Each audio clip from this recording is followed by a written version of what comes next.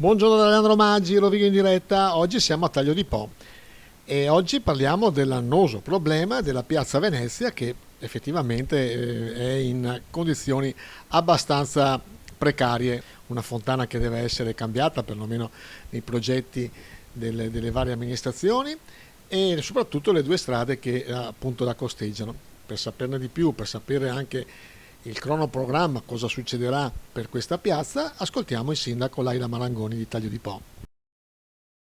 Partiranno i lavori delle due Sì, vie laterali, quindi partiranno, sì sì, è già, avete già un'idea di quando abbiamo partiranno? già, a dire la verità pensavamo, speravamo, ecco, anche entro la fine di ottobre, però sarà terminito in novembre e poi vogliamo anche avere un incontro organizzeremo un incontro con la popolazione per dare anche informazione su quello che andremo a fare. E come cronoprogramma, prima farete le strade, poi dopo la fontana? Per forza, Sì. non è una scelta felice, non è una scelta voluta, ma è una scelta economica.